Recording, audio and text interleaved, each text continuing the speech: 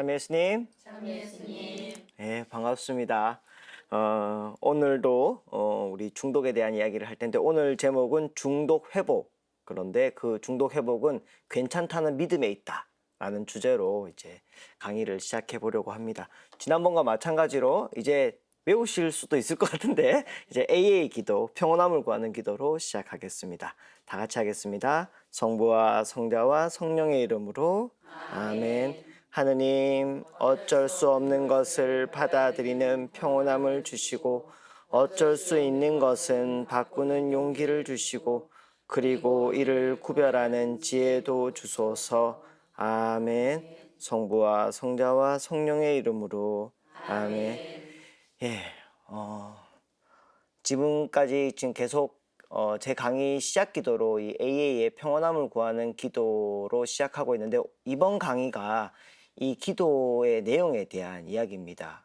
왜 알코올에서 회복하는 사람들이 이 기도를 통해서 위로를 받고 또 힘을 얻어서 그 회복의 삶을 살아갈 수 있는지에 대한 이야기를 여러분들과 오늘 좀 나눠보려고 합니다. 먼저 중독이란 무엇인가? 중독이라는 것을 어떻게 사람들은 바라보고 있는가? 어떠한 문제로 인식하고 있는가에 대해서 좀 이야기를 해볼까 합니다. 첫 번째는 도덕적인 모델, 도덕 모델로 이렇게 중독을 이해합니다. 뭐냐면 나쁜 짓이라는 거예요. 중독은 나쁜 짓. 술 먹은 거, 도박한 거, 그 다음에 법적으로 허용되지 않는 불법 약물을 사용하는 거, 나쁜 거라는 거예요. 어쨌거나 자기가 한 짓이니까 처벌받거나 혹은 대가를 누가 치러야 됩니까? 본인이 스스로 치러야 된다고 생각하는 겁니다. 자기가 잘못한 거니까 자기 책임이다 라고 생각하는 거죠. 도덕적. 그래서 예전에는 약물 중독 같은 경우는 지금도 마찬가지지만 뭐 치료를 받거나 이런 것들은 나중 문제고 일단 먼저 법적으로 처벌을 받죠. 그죠?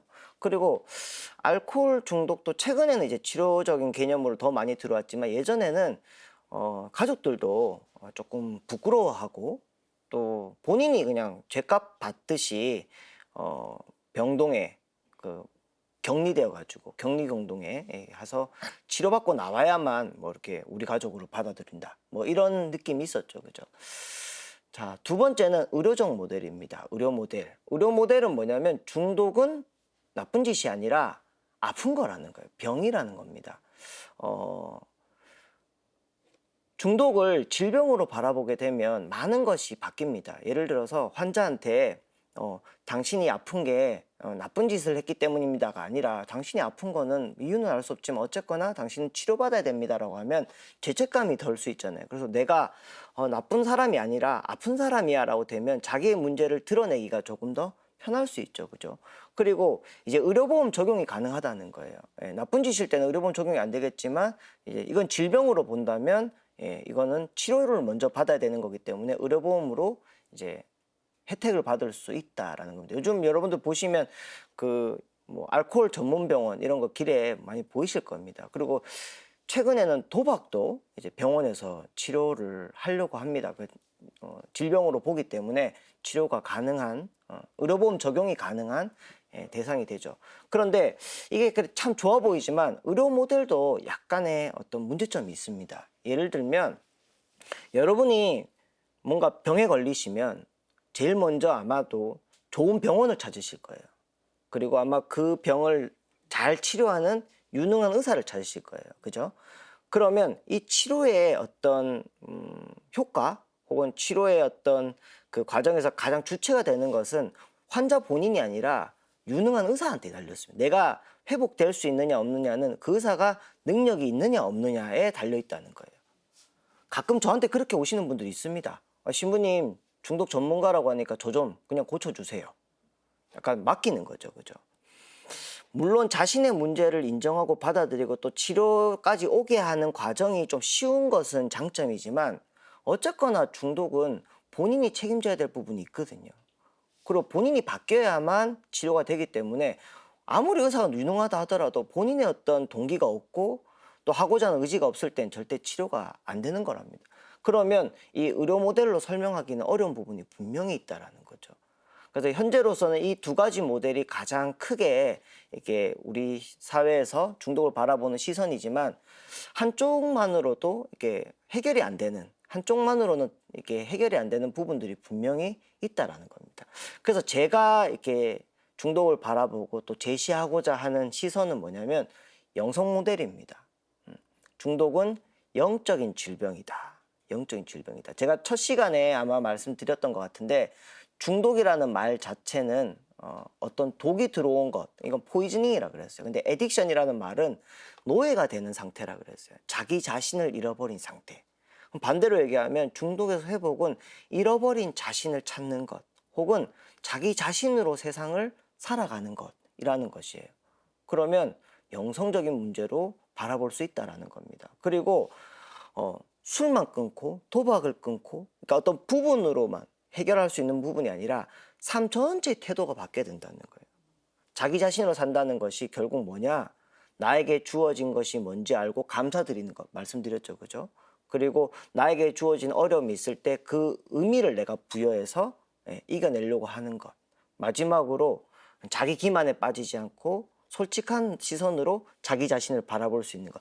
이런 삶의 태도가 바뀌어야만 중독이 해결될 수 있기 때문에 중독은 영적인 질병이다. 그래서 삶의 부분이 해결되는 게 아니라 삶 전체의 방향이 바뀌어야만 해결될 수 있는 문제이기 때문에 물론 영성 모델로만 다 설명할 수는 없겠지만 이게 꼭 꼭 안에 들어가 있어야만 한다라는 게 제가 주장하고 싶은 이야기입니다. 인간을 여러 가지 부분으로 나눌 수 있을 것 같아요. 육체적인 부분이 있고, 정신적인 부분이 있고, 심리적인 부분이 있고, 사회적인 부분, 영적인 부분, 이렇게 얘기할 수 있겠죠. 그런데 아마 여러분들도 지금까지 사시면서 몸이 어디 뭐 아프셨거나 다쳐본 경험이 있으실 거예요. 그죠? 근데 몸이 다치면 우리가 기계처럼 여기 팔이 아파. 그러면 팔만 아픈 게 아니라 마음이 아플 수도 있고요. 근데 팔이 아픈 것 때문에 내 사회적 관계가 바뀔 수도 있고요. 그 다음에 너무 고통이 심하면 하느님이 과연 계신가? 라는 영성적인 문제를 또 가질 수도 있거든요. 그죠? 여러분도 오늘 집에 가시면서 갑자기 내 팔 하나가 없어졌다 생각해 보세요. 그냥. 근데 팔 하나만 없어진 게 아니라 모든 게 바뀌는 거예요. 이 분야 자체가. 그러면 술도 마찬가지입니다. 술로 인해서 육체적인 부분 혹은 정신적인 부분, 심리적인 부분 한 부분만이 이렇게 고장나거나 다친 것이 아니라 모든 것의 요소에 다 영향이 미친다는 거예요. 그러면 이걸 같이 봐야 되는데 우리 사회는 지금 어떻게 되어 있냐면 병원에서는 육체적인 부분 혹은 심리적인 부분만 보려고 하고 또 사회복지 쪽에서는 그냥 관계나 어떤 그런 것들만 좀 보려고 하고 각각 따로 논다는 거예요. 한 군데에서 같이 이렇게 봐주는 곳이 없다는 거예요. 제가 굉장히 놀랐는데 미국에서 제가 치료 공동체에 있을 때 어떤 환자 하나가 딱 오니까 의사, 간호사, 사회복지사, 심리상담사 그리고 회복자가 같이 모여서 한 사람의 치료 계획을 같이 짜요. 같이. 그러니까 어떤 이런 면들을 한 자리에서 각각 전문가들이 한 사람을 두고 각기 의견을 나누고 또 치료 계획을 같이 잡으니까 좀 전인적인 어떤 모습이 드는데 우리나라는 이걸 다 따로 한다는 거예요. 그리고 또 하나가 반대로 생각했을 때 어떤 쪽에 문제가 하나 생기면 다른 쪽에 다 영향이 미친다 그랬잖아요. 그런데 반대로 어떤 것에 문제가 생겨도 다른 것에 다 영향을 받지만 한 가지가 자기 강한 데가 있으면 그걸로 이겨낼 수 있거든요. 예를 들어서 몸을 크게 다쳐도 가족들이 계속해서 지지해주고 응원해주고 그 자기의 어떤 관계가 유지가 되고 있고 혹은 내가 신앙을 가지고 있어서 하나님에 대한 믿음으로 내가 이 고통을 어떻게 이겨내야 될지 모르겠지만 하나님께서 나에게 힘을 주실 것이다 라고 믿는다면 다른 쪽에 다 영향을 미치고 흔들림이 있더라도 그거 하나로 이겨낼 힘이 있다는 거예요. 그러니까 제가 중독 환자들 보면서 많이 느낀 건데 대부분의 사람들이 문제 없이 살아가는 사람은 없거든요. 그죠? 다 문제를 겪어요. 그리고 그 중독 환자들이 자기가 술을 먹게 된 이유, 도박에 빠진 이유들을 하면 참 가슴 아프고 힘든 이야기이긴 하지만 그게 다른 사람들도 분명히 그런 시련이 있었다는 거예요. 그럼 왜 그 사람은 다른 사람들과 달리 그것에 빠져서 못 나왔던가? 그 한 가지가 없는 것 같더라고요.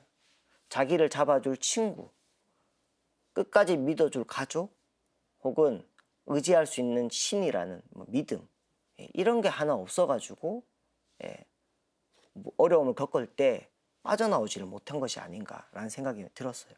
그래서 우리가 신앙을 갖고 있는 게 단지 그냥 어떤 뭐 그냥 하나님 믿고 살고 또 성당이라는 공동체에 내가 속해 있고 이런 것이 아니라 정말 어려움을 겪을 때 내가 이겨나갈 수 있는 정말 강력한 힘이 아닌가. 많은 분들이 하나님 믿고 살면 고통이 없거나 적어도 불행한 일, 사고나 어떤 그런 것들은 안 당하지 않을까. 나의 어떤 어려움을 하나님께서 막아주지 않을까라고 생각하는데 물론 하나님께서 우리를 지켜주시겠지만 아무리 하나님 믿고 사는 사람도 사고도 생기고요. 계획이 틀어지기도 하고요. 여러 가지 어려움이 생기잖아요. 그죠? 신앙은 어려움을 막아주는 게 아니라 어려움이 생겼을 때 이겨낼 수 있는 힘이거든요. 그게 전 중독이라는 주제를 통해서 이렇게 사람들 만나면서 점점 이렇게 강하게 느껴지는 것 같아요. 아, 내가 갖고 있는 신앙이 이게 정말로 큰 힘이구나. 그걸 제가 좀 여러 가지로 설명해 볼 수 있을 텐데 스마트폰으로 좀 이야기를 해보려고 해요. 스마트폰 중독 들어보셨죠? 근데 이 스마트폰 중독이 좀 웃기거든요. 얘기를 가만 생각해 보면. 스마트폰은 도구예요. 도구. 스마트폰으로 일을 할 수도 있고요. 스마트폰으로 사람들과 계속 관계를 맺을 수도 있고요. 스마트폰으로 쇼핑을 할 수도 있고 스마트폰으로 도박할 수도 있어요. 그러니까 스마트폰 자체는 도구거든요. 스마트폰 중독인데 도박 중독일 수도 있고 스마트폰 중독인데 게임 중독일 수도 있고 이런 거죠. 그죠? 근데 우리가 술잔 중독이라 안 하잖아요. 술잔은 술을 먹는 도구잖아요. 그죠? 근데 스마트폰은 도구인데 이 중독의 지평을 바꿔버렸어요. 완전히 바뀌어버렸어요. 그게 뭐냐? 스마트폰이 보여주는 것은 현대사회가 지향하는 바가 무엇인지 가장 잘 보여준다고 생각해요. 여러분들 그 새로운 휴대폰이 나오면 항상 광고에 제일 먼저 나오는 게 이게 빠르다는 거예요.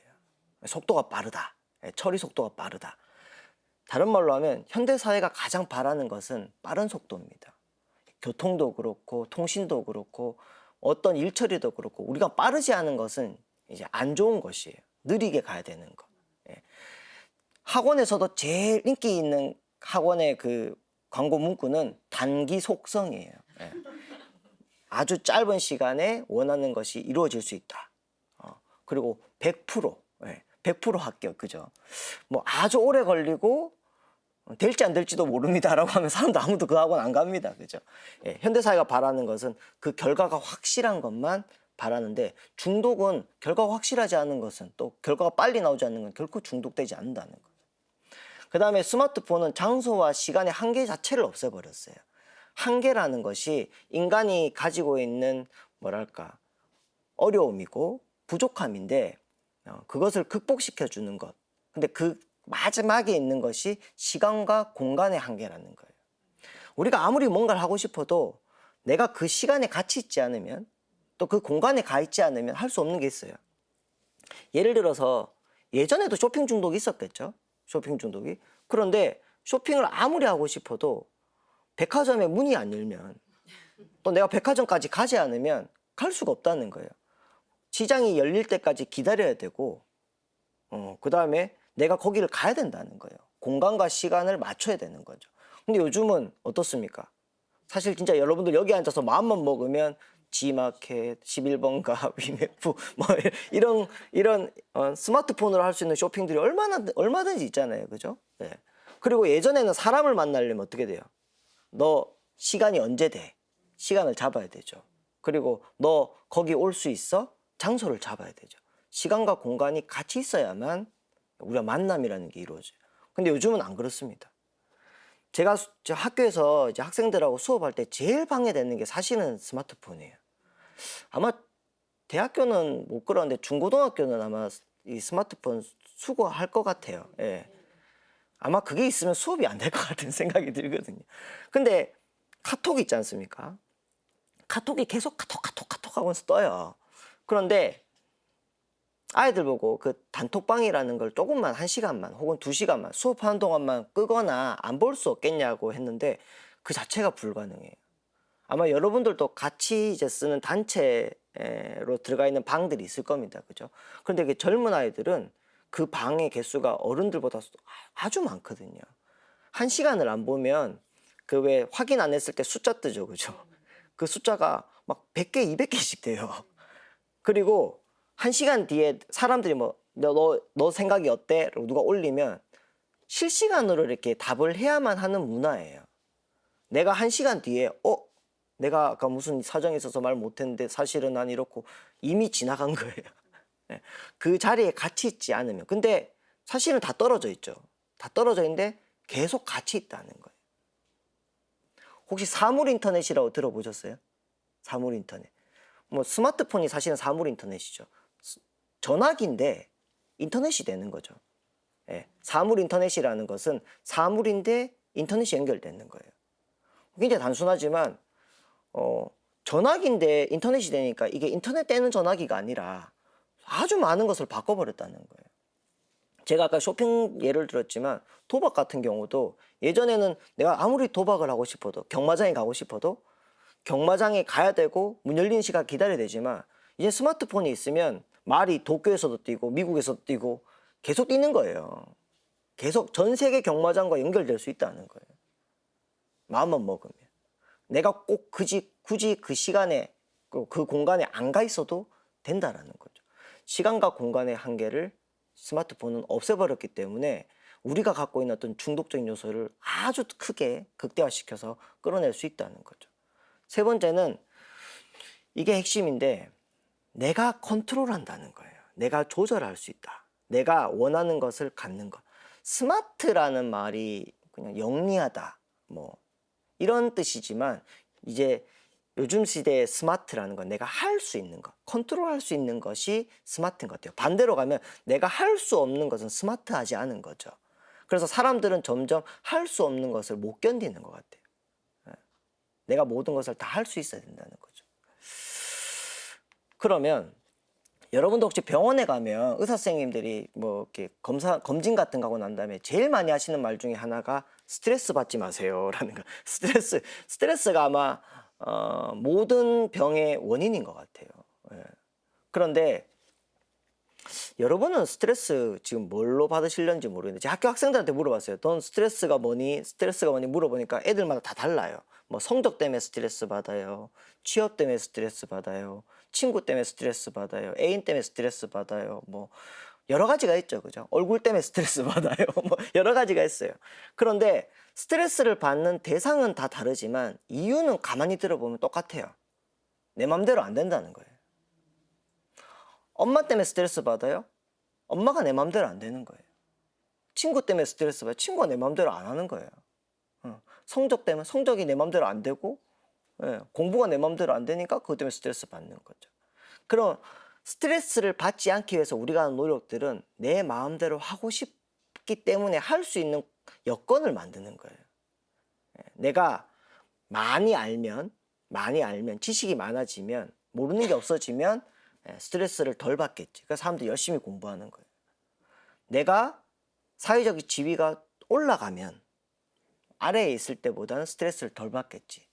시키는 것을 하는 것보다는 누군가를 시키는 것 위치가 가니까 내가 스트레스를 덜 받겠지. 그래서 자꾸 뭔가를 알려고 하고 더 많이 할 수 있으면 스트레스를 덜 받겠지 하는 거죠. 그런데 아무리 많이 알아도 모르는 게 있다는 거예요. 인간은 근원적으로 이 두 가지가 해결이 안 되는 거예요. 한계, 아까 스마트폰이 자꾸 극복하려고 하는 게 한계인데 아무리 한계를 극복해도 마지막 순간에는 모르는 게 있다는 거예요. 다 알아도. 요즘 뭐 알파고 얘기 나오죠. 그죠? 모든 세상의 지식 정보를 다 종합해서 내 머리에 다 넣어도 결국 우리 모르는 게 있어요. 우리가 뭘 모를까요? 여러분도 오늘 집에 가는 길에 무슨 일이 생길지는 아무도 모르는 거예요.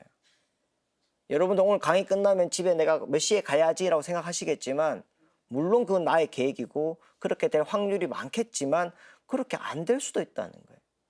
모른다는 거죠. 모른다. 그리고 우리가 아무리 많은 능력을 가져도 결국 못하는 것이 분명히 있습니다. 아무리 인간이 다 하려고 해도. 그럼 모든 것을 알 수 없고 모든 것을 할 수 없다. 그런데 마지막에 제가 뜬금없이 써놓은 말이 있어요. 그러나 괜찮다. 도대체 뭐가 괜찮다는 말인가? 여러분들 인생을 살면서 받는 스트레스가 여러 가지 있겠지만 아마 경험하는 스트레스 중에 가장 큰 것 중에 하나가 특히 우리나라는 그 대입이 아닐까. 예, 대입 시험이 아닐까 생각이 듭니다. 아마 그 수능 시험 치는 날 보시면 전 나라가 고요해지잖아요. 그죠? 예, 출근 시간을 늦춰주고, 그죠? 그 다음에 듣기 평가할 때는 온 세상이 조용해지죠. 그래서 그때 소리 지르면 큰일 나잖아요. 그죠? 그만큼 그 굉장히 스트레스, 온 국민이 스트레스 받는 거예요. 그만큼 아이들이 스트레스 받으니까 우리가 조심해 주는 거죠. 그죠? 중요한 날이니까. 제가 지금 학교에 있는데 그런 생각이 들어요. 그 고3이 되면 우리나라는 종교가 하나로 통일되는 것 같아요. 천주교, 불교, 개신교 다 없어지고 대학교 하나만 남는 것 같아요. 진짜 무슨 절에 가도 좋은 대학 가게 해달라고 기도하고 교회 가도 좋은 대학 가게 해달라고 성당에도 똑같고 그죠?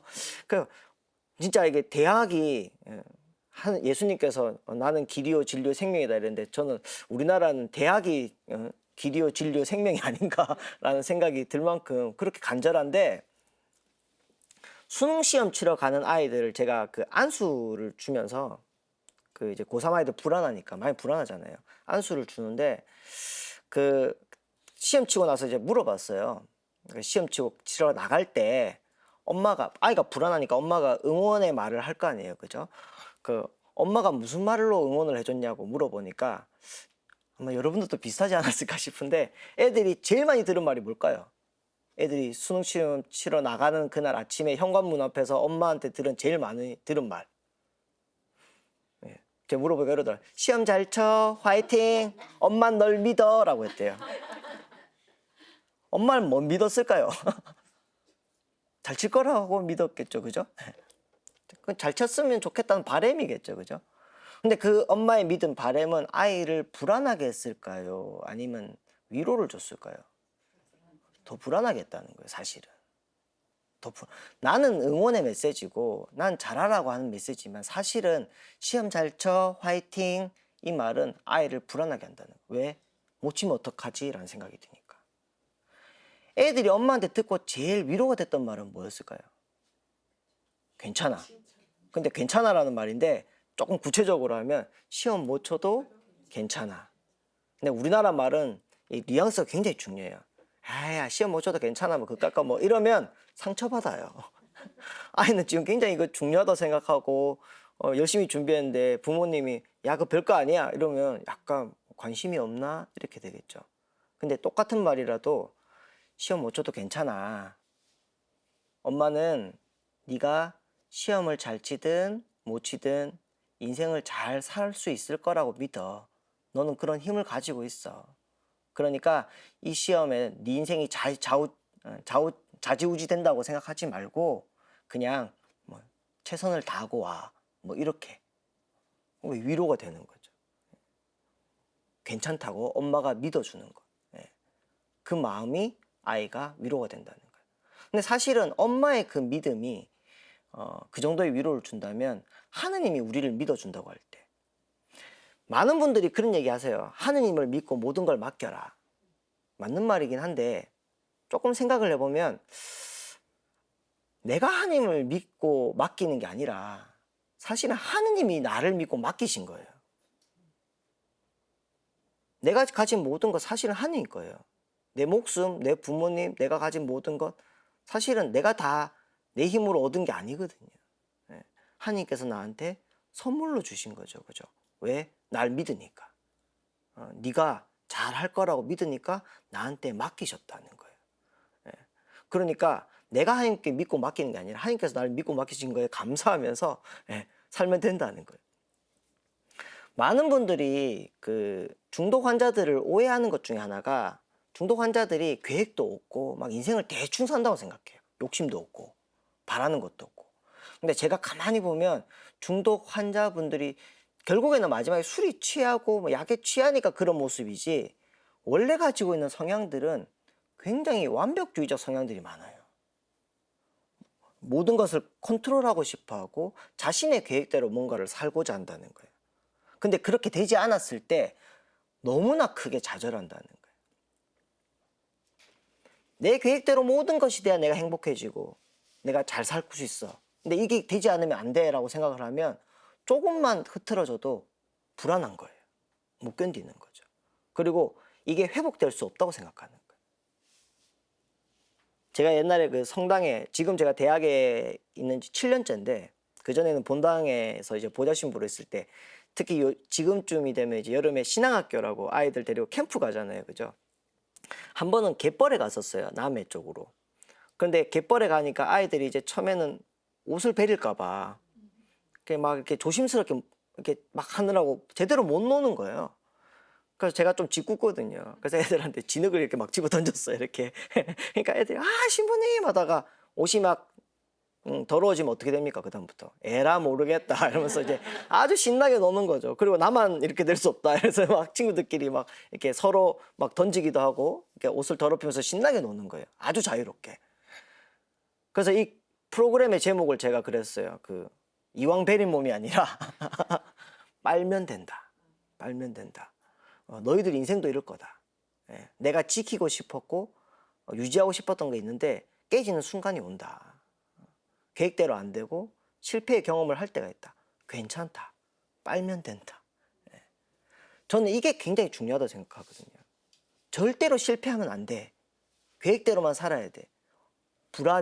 불안해서 그렇게 말하는 건데 그게 더 불안을 계속 가중시키는 거죠. 예. 그래서 계획대로 되지 않아도 괜찮아. 제가 저번에도 말씀드린지 모르는데 제가 원래 꿈이 교황이었어요. 교황.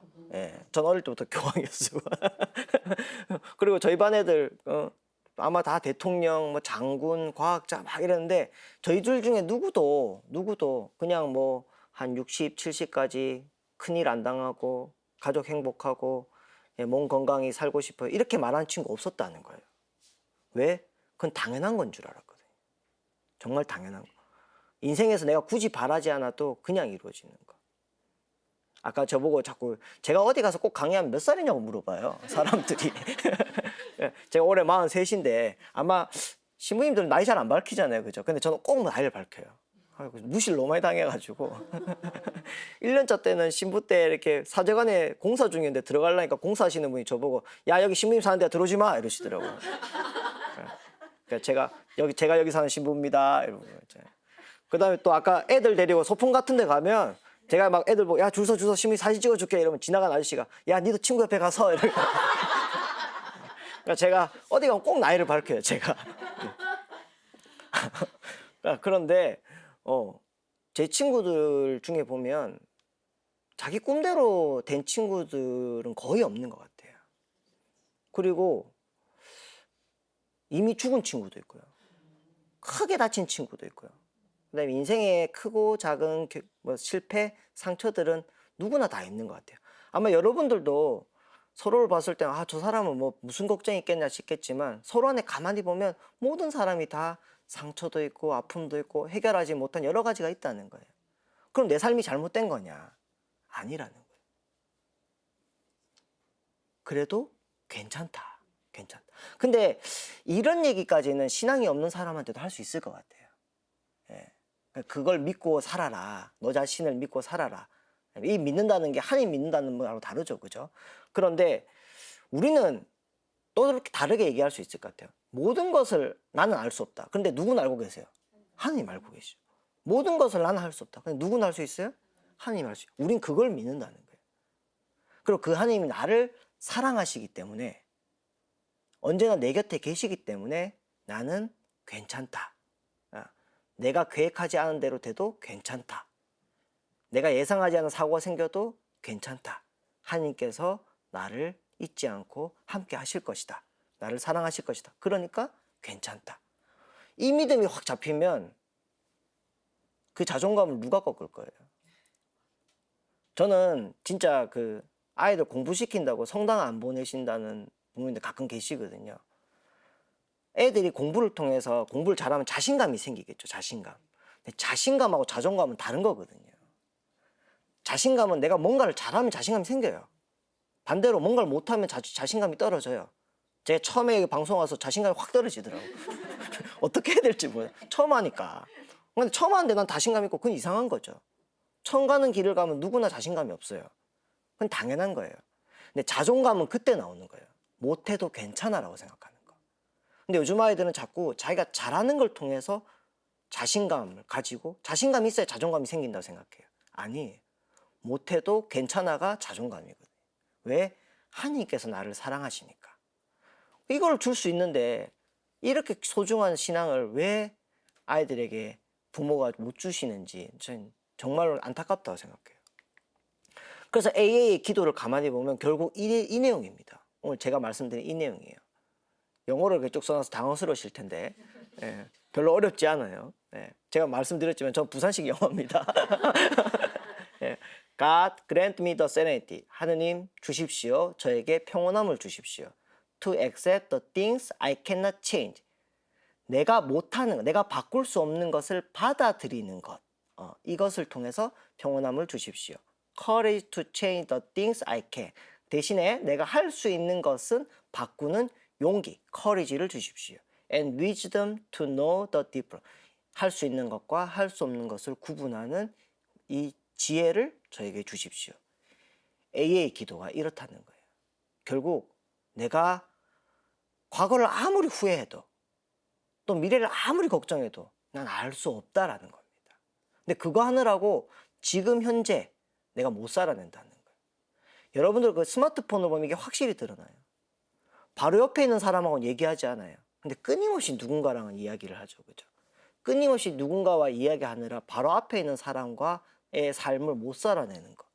이게 장소와 시간의 한계를 없애준 대가가 아닌가.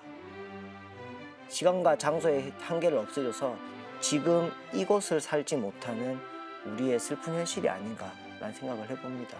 그래서 AA 기도의 내용 잘 생각하시면서 지금 나에게 주어진 것에 감사하고 지금 현재를 살아낼 수 있는 우리가 되었으면 좋겠습니다. 감사합니다.